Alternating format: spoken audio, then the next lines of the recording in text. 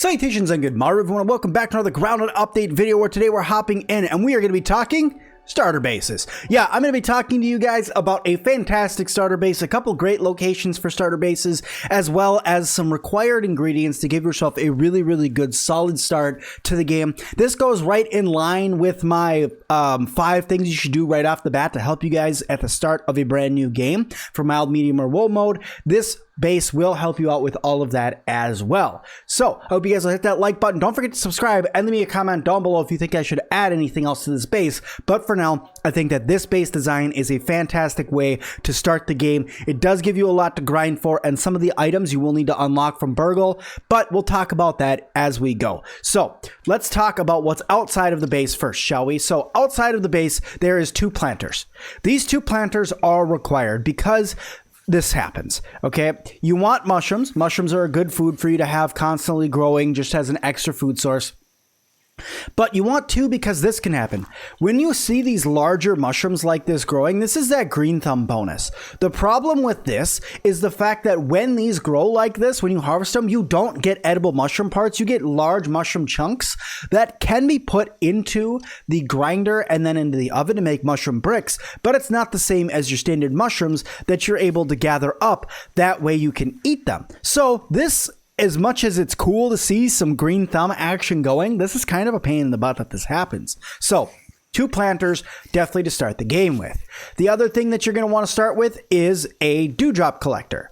Okay, dewdrop collectors, you can get them by researching the woven fiber. You're going to need a spinning wheel in order to get that, and you could get that pretty early from Burgle, so that's not a big deal there. So just go ahead and get this guy right away in the beginning. It's going to help you guys out with getting water and also making sure that your character doesn't die of the thirst poisoning. Okay, so let's talk base layout. So the standard base layout is a 3x3. You can either use foundations or grass or stems or whatever you'd like to use in order to give yourself the 3x3 inside of the base. And then I have a standard deck that gets built onto the side of it. Where I start to build my bases, we'll go to next. So great starter base locations is 1, right where I'm standing right here on top of this log. This is a fantastic starter base location. The only thing you really have to worry about is ore weavers. But because you're up on top of this log, I find this to be one of the best starter base locations. Another one is over by the Chunky Chubbs League Approved Baseball. That is another fantastic starting base location. You can build up there. You can use foundations up there or grass planks or weed stems. That's another good one. It's another up high location. You don't have to worry about bugs invading you. And the last one that I found that's a fantastic location is right over here by the start of the pond. Right on this side by the garden, there's some really large rocks over here that you can build a good starter base on, but you're going to want to build that a couple up and make sure you have a jump that you need to do in order to climb up into your base, because otherwise ants and stuff will climb up and get into your base and steal your food. So having yourself built up a little bit, as an example, I can show you guys right here. If you can go over and get some pebblet foundations, or any foundations really will work. So you'll get yourself a foundation and then build yourself a second one. And then what I would suggest that you do is grab a half grass wall, just like this. So that way you have a jump here and then a jump back up in order to get into your base. If you do this, it'll make it so nothing can get into your base. And it'll be up a little bit higher, so you won't have to worry about being attacked by as many things. So start with any of those 3 locations. Those are 3 fantastic starting base locations. There are some other ones that people have pointed out in the past. If you guys know of any other great starting locations, comments down below, let us know. But after we talk locations, let's take a tour inside. Now, some of the things that are in here are a little late game, like the fences. The fences are purely for decoration. You do not need them. They add no value. Okay, but let's go inside and let's talk about what's inside, shall we? Okay, so Pete, put your torch away. You're inside the house. There's enough light in here. You don't need all these torches. I put them up there once again, pure aesthetic, because I could. But let's talk main Jane things to start with. 1, somewhere to sleep and respawn. Important. 2, some storage. Label your storage.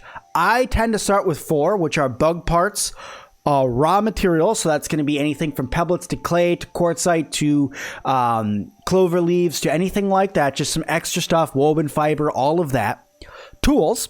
So these tools will be able to help you guys out. So what I would suggest you put in here are things like your extra torches, your diving knives, your extra axes, your extra armors that you grab while you're going in case anybody from multiplayer wants to join you. Just having an extra place to store gear and other tools you're not currently using. And then food. With all of these set up, you're going to be pretty set up for your character to have a decent start right away in the beginning of the game. So at least 4 storage containers, whether they are chests or these woven baskets. These woven baskets work really well early game. They're easy to make. They're woven fiber and clovers. They're super duper easy to make. And their storage isn't quite as good as a chest, but it's still up there and it's still really helpful.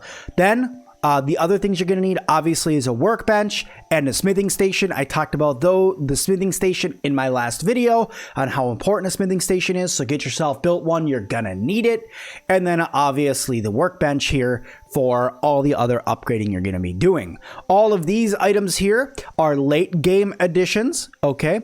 But one item that I did forget to put in here that's going to go right next to it is a weaving station. This weaving station is going to come in handy. I know I just kind of mix that in right there, but this weaving station is going to come in handy because you're going to need woven fiber and you're going to need spider silk rope in order to get over here.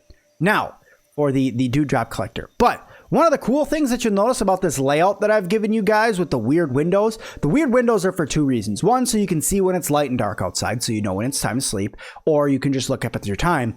2 is this window that's right here is made it so you can literally reach out and get your dewdrops right here, which is why there is a canteen right here on the wall. So you grab this canteen, you fill the canteen before you go to sleep, you can put it into your water storage that's right here, and then you could go to sleep, wake up in the morning, you'll have some more dewdrops, drink what you need to in the morning, store the rest so it collects more water throughout the day, and you keep going that way. Grinder and oven, those are late game items, don't worry about those. This is just to show that inside of this base you have plenty of room for all the late game stuff. But the next most important thing in this base is these roasting spits. Why roasting spits? Because if you're going to be going out and killing aphids and weevils and grubs and gnats and all that, and you're grabbing all their meat, it's super easy to toss that on a roasting spit, right? And cook it. And then you have fresh food. And fresh food is good for you to have because these are considered a meal. They make it so your health bar, your food bar doesn't go down as fast. It's actually going to keep it from going down for a few minutes. So that's really helpful. But why too? Because food does not expire when it's on the roasting spit. So having 2 of them means you can eat a couple, get it back going, and you'll always have backup food on here that does not expire. So super duper helpful in that point. And then finally, a smoothie station to boot because smoothies are that important in game. You guys will see that I also went through and showed you that you can do tiered systems for storage where you have a smoothie station and the roasting spits underneath another line of storage shelf for you to show that you have more than plenty of room to add more storage in the future. You could even go and add more storage over here. It's going to make it more difficult for you to reach your dewdrops, but this is just kind of a vanity thing. You don't need to do this. It's just helpful to have this as a thing in the game that you can get. Then you'll see I have a couple different tool mounts around for your important tools, from shovels to hammers to help you get more quartzite and stuff, right above the smithing station, of course, that canteen that I was telling you about, and also a repair tool because you never know when you're going to need to repair your base, so keeping an extra repair tool on hand is always helpful. But guys, that is all the time I have left for this episode. I hope you guys found this episode fun. If you did, hit that like button. Leave me a comment down below if you found some other things that you'd like to add for your starter base, but this is, in my opinion, the best layout and use of everything that will be coming new to the game, at least in other places. And also feel free to use this setup in other places as well throughout the yard. It doesn't just need to be a starter setup. This can be your outpost setup for all around the backyard as well. But as always, guys, thank you guys so much. Hit that like button. Don't forget to leave me a comment down below. Please don't forget to subscribe. And as always, I'll see all of you guys in the next one.